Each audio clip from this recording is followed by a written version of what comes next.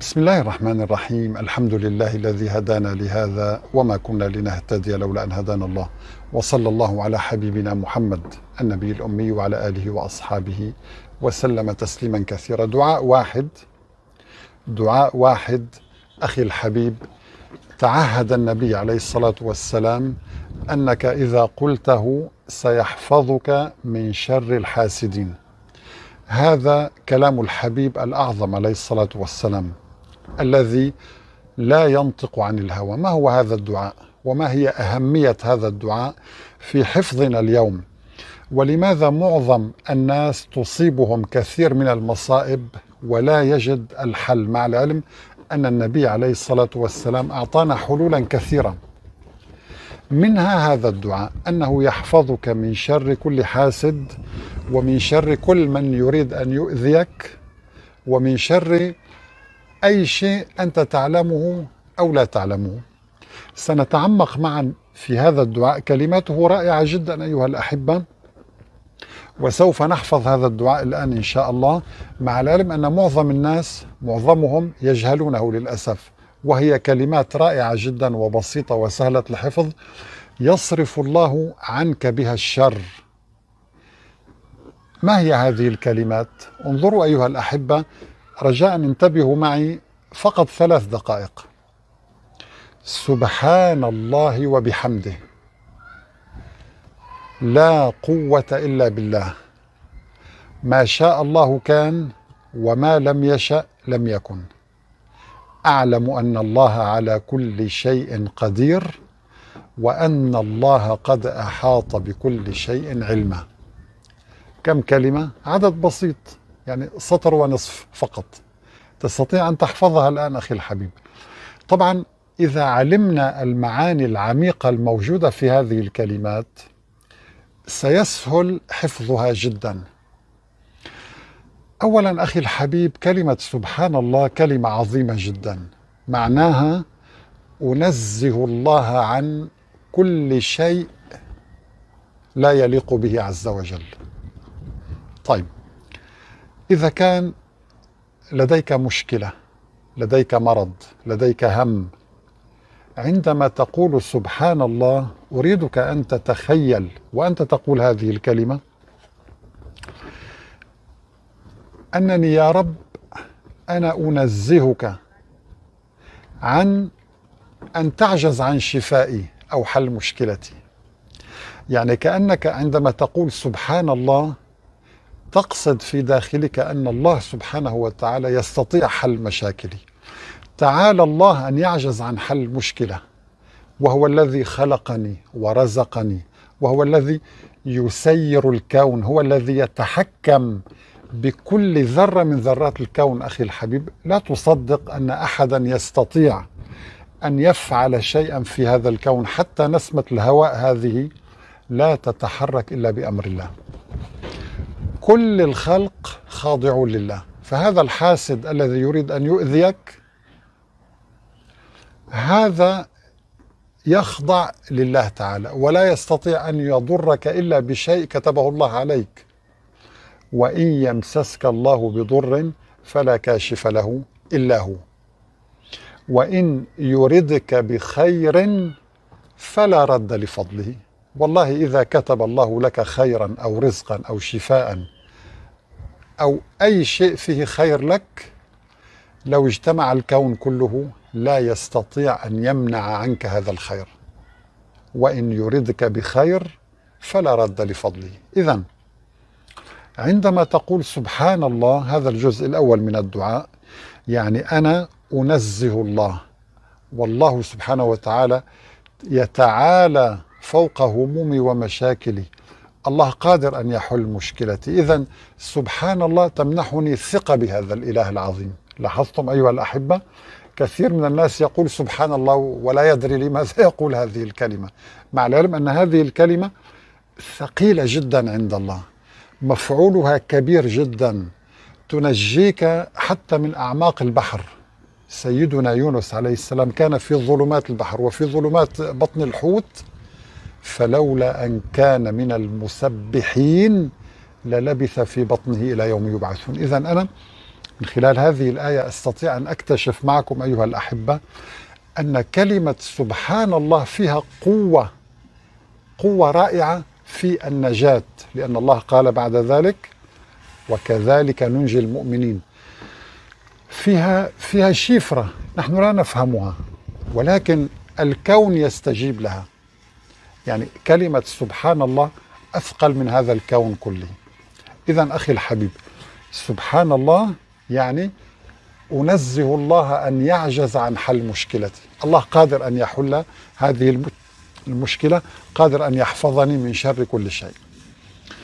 القسم الثاني وبحمده، سبحان الله وبحمده يعني أنزه الله وأحمد الله على كل حال. إذن أنت لسان حالك عندما تقول سبحان الله وبحمده، لسان حالك يقول يا رب أنا أنزهك، فأنت قادر على أن تحل مشكلتي وأن تحفظني من شر هذا الحاسد أو شر هذا الذي يريد أن يكيد لي أو يمكر بي أو يتآمر علي. وأحمدك على ما قدرت لي. الرضا يعني يجب أن تنزه الله أولا، ثم ترضى بقضاء الله وتحمد الله. إذن هذا الجزء الثاني. الجزء الثالث لا قوة إلا بالله.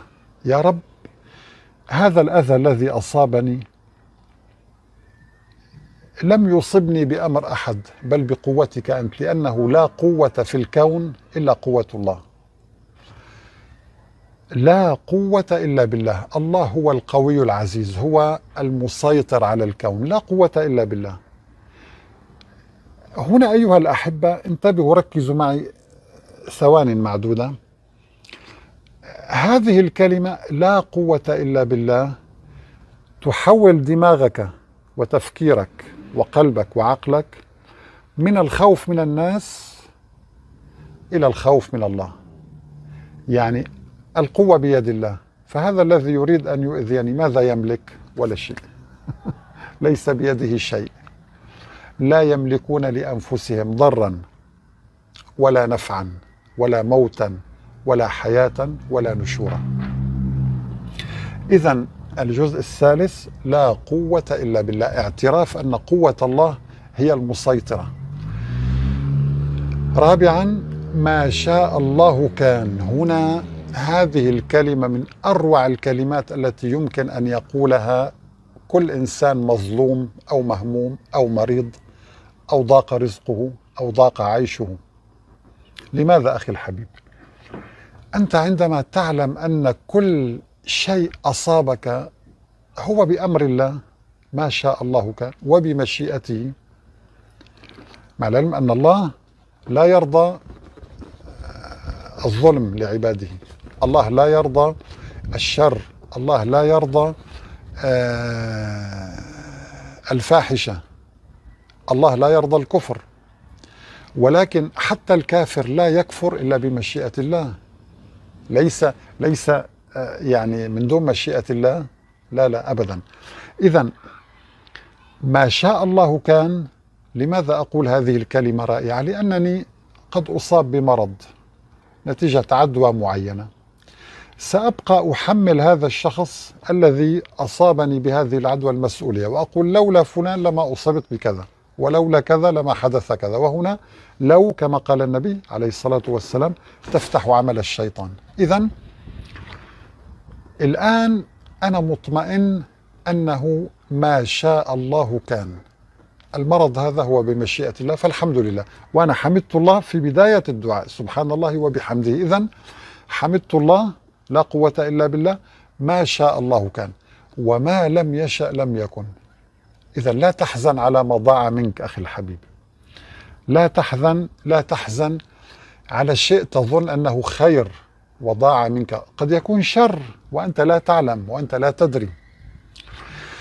لا تحزن على رزق أخذه فلان منك، لا، الرزق مقدر ومكتوب منذ أن كان عمرك 42 يوم في بطن أمك، جنين صغير طولك سنتيمتر واحد فقط. رزقك كتب، وأجلك وعمرك وعملك. رفعت الأقلام وجفت الصحف.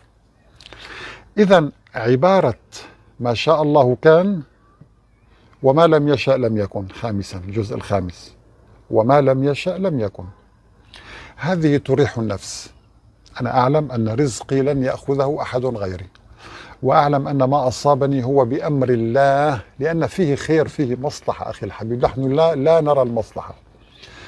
ابنك عندما تأخذه إلى الطبيب فيجري له العملية، الطفل يتألم ويقول لماذا أبي يفعل بي ذلك، ويصرخ ويحقد على أبيه، ولكن هو لا يعلم أن هذه العملية ستكون سببا في نجاته من الموت أو من الهلاك. هو لا يعلم، عندما يكبر يعلم.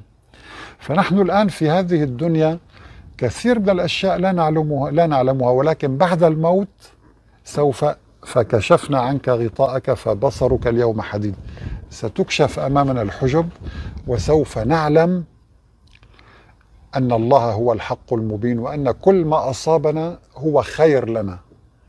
المرض فيه خير لأنه يعلمنا الالتجاء إلى الله. عندما تفقد ابنا، تفقد امرأة، تفقد زوجها، أو العكس، زوج يفقد زوجته، أخ يفقد أخاه، هذه المصيبة، مصيبة الموت، فيها خير لك.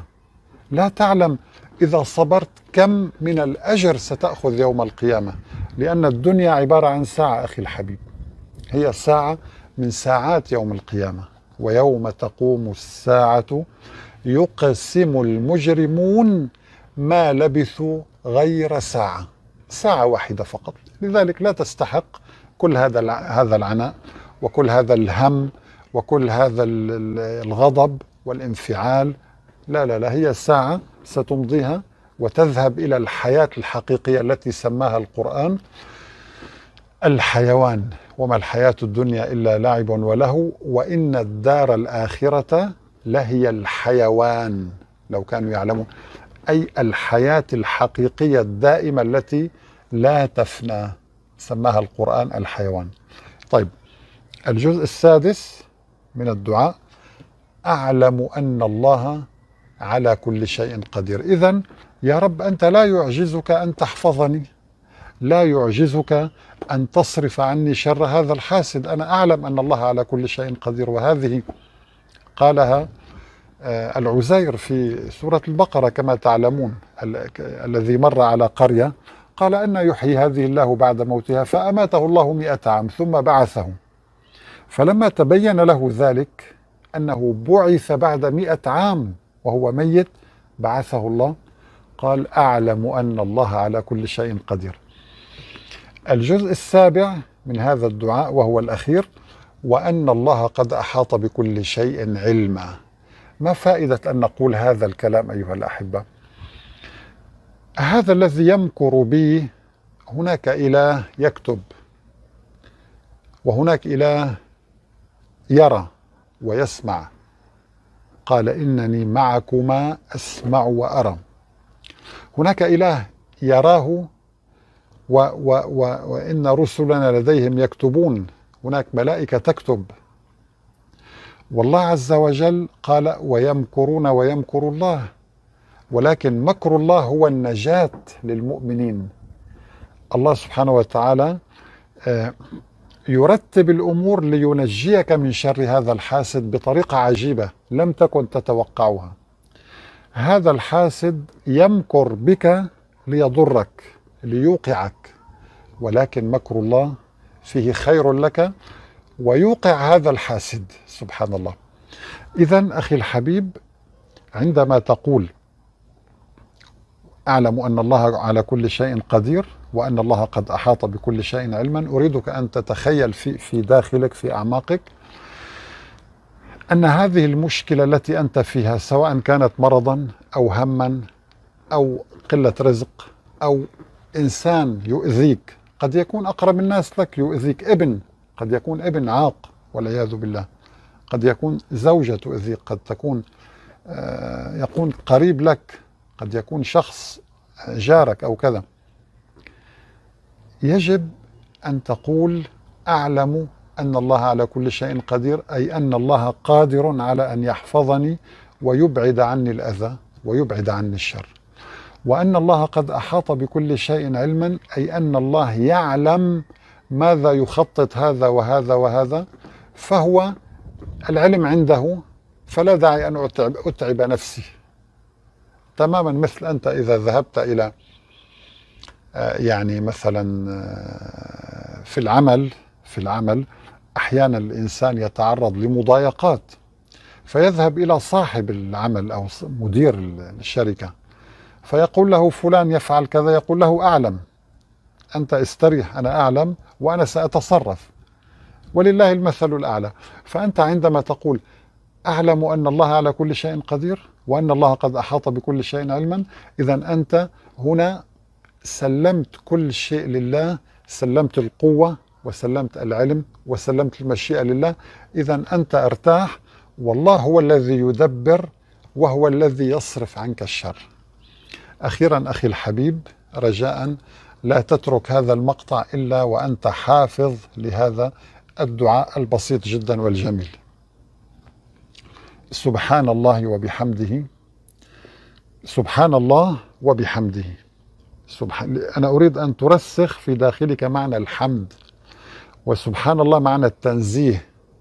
سبحان الله وبحمده، لا قوة إلا بالله، ما شاء الله كان وما لم يشأ لم يكن، أعلم أن الله على كل شيء قدير وأن الله قد أحاط بكل شيء علما.